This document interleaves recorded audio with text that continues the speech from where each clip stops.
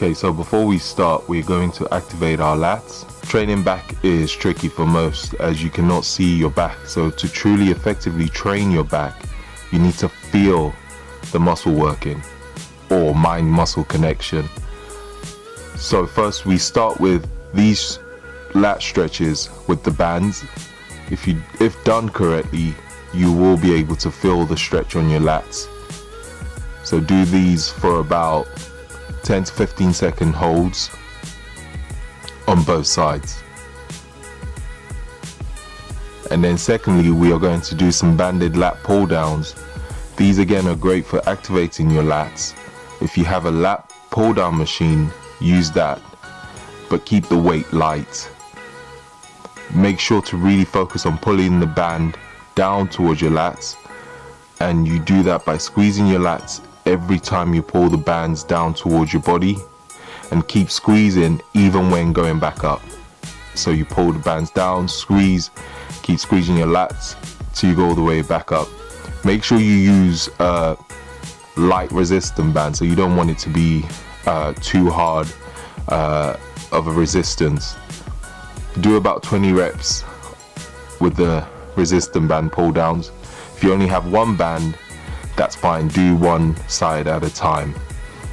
By doing these two simple routines, it really makes a difference when you get into training your back.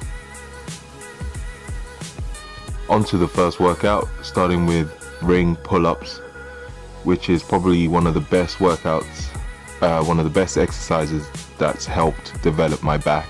I've started using the rings, I would say probably for a few months, and I prefer it over anything else. The best thing about using the rings, it allows unilateral work and eliminates imbalances as both sides are working equally. We will be doing 4 sets. First 2 sets aim for about 12 reps at a 2-second eccentric. As you can see in the video, how slow I am going down on the eccentric. Make sure you squeeze your lats every single time you go up. Hold it for a second and keep squeezing even when going all the way down. By doing so, you are keeping the muscle under constant tension, making it work harder. If done right, you will struggle to do more than 12 reps on these. I have always done a 2, sometimes 4-second eccentric tempo on pull-ups. Never rush this movement. However, some of you might not have rings, or you probably struggle to do pull-ups in general with rings, so use a bar. That's fine. If you struggle with bodyweight pull-ups on a bar, use a resistant band. The same rule applies also with the tempo. I prefer underhand pull-ups as it's less stress on elbows, and I find I can squeeze my lats a lot better at the concentric phase of the movement, but it's just my preference. So if you prefer overhand pull-ups, that's absolutely fine. On the 3rd and 4th set, to make it a little bit more challenging, you can use a weighted belt and add some weight. Again, same principle with the tempo. If you don't have a dip belt, another tip is to use a backpack. Put some weight on it, put some weight in the backpack for extra weight. Or if you have a weighted vest, that's just as good also. Next, we're on to underhand grip barbell bent over rows, knees slightly bent, and as you can see, make sure you lean forward, almost looking directly at the ground. I like to bring the bar towards my abs as well when rowing upwards. We're going to do about 12 reps on each set. Aim for a 2-second eccentric. Usually aiming for about 4 sets. Add in some more weights each set. So remember, we're also aiming to fail before 12 reps. So if you're doing more than 12 reps, it's too light. So up the weight.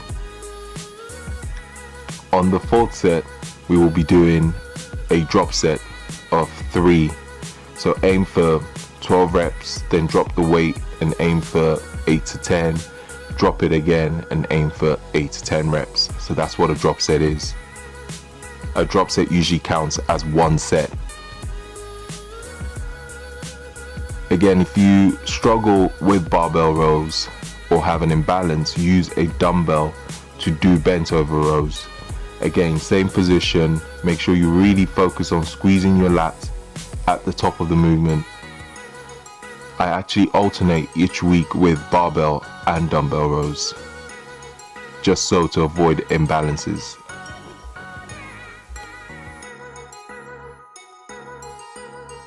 And then we will be supersetting barbell rows with an inclined dumbbell trap raise. Now watch the video carefully if you haven't done these before. The first thing is, the most important thing is, keep the weight light. I'm using a 6 kilo dumbbell in the video. The second thing is, shrug your shoulders up as you can see in the video and hold that position, and then lift the dumbbells straight up in front. You want to slowly lower down the dumbbell and relax the shrug. So the key is to hold that shrug position all the way through the movement and then relax once you get the dumbbells back down. You shouldn't feel your delts on this movement, and if you are feeling your delts, reduce the weight and focus your attention on lifting the dumbbell up with your traps. I know some of you would think that this movement works your delts, but wait till you try it. Trust me, it really works your traps. Aim for 4 sets, 10 to 12 reps, and keep the eccentric phase, the tempo, to about 3 seconds when bringing the dumbbells back down. So we're supersetting the rows with the dumbbell trap raise. So you do 1 set of the barbell rows and then superset with a dumbbell trap raise. Quick note, the exercises will be written in the description box as well. So you don't have to remember every single one or every single set as explained in the video. So next we will be doing incline dumbbell rows and supersetting with ring rows. With the incline rows on the bench, keeping the bench at probably about a 40-degree incline. We're aiming for, again, 4 sets, 10 to 12 reps with a 2 to 3 second eccentric tempo. I like to start with both dumbbells, the tip of the dumbbells touching and aligning them slightly at an angle, almost making a pyramid shape, and then rowing the dumbbell all the way up. Hold for about a second, squeeze the hell out of your lats, and then bring the dumbbell slowly down for about 2 to 3 seconds. So if you pay close attention to the video, you would understand what I mean by the start position.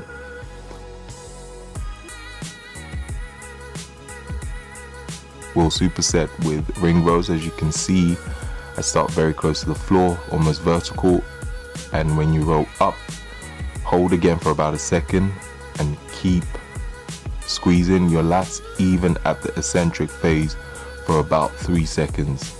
So roll up, hold for a second, and then 3 seconds down, and repeat for about 12 reps. To progress this movement, elevate your feet using a bench or plates. Alternatively, if you don't have rings, use a TRX and do exactly the same thing. Another note, if you find it difficult to start almost vertical to the floor, these are other positions you could do to make the movement slightly easier until you progress into starting vertically from the to the floor. And then we'll finish with some single arm dumbbell rows. We're going to alternate between elbows close and elbows wide with the rows. I'll explain why and how I do those.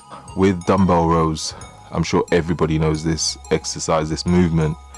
Here is what I do slightly differently. First, I like to start with the dumbbell slightly in front of me rather than by my side. Then I pull the dumbbell up towards my sides, keeping elbows close to my body, as you can see in the video. I prefer doing rows this way as I can fully stretch and pull in the dumbbell and squeeze my lats, and avoid using too much momentum in terms of, you know, my body going up and down. No jerking movements with your body, just using your arms only and your lats. Again, a 2-second tempo on the eccentric and a 1-second pause and squeeze when you bring your elbows up towards you. We'll be doing about 4 sets. The first set is a close grip row, and then the second we will be alternating with a wide row, which just means bringing your elbows out rather than keeping it close to the body. I do this because with training back, I like to make sure I'm hitting my back from every angle and leaving no stone unturned. If you want better stability, use a bench and put your feet on the bench to support you even better. We'll be doing 4 sets and alternate between elbows close and wide.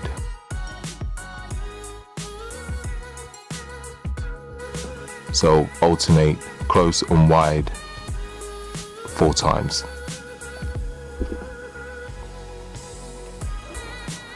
So that's it. That's the workout. It's, again, remember, like I've explained to you guys, it's all about time under tension. Don't rush it. You don't need to put too much weight on.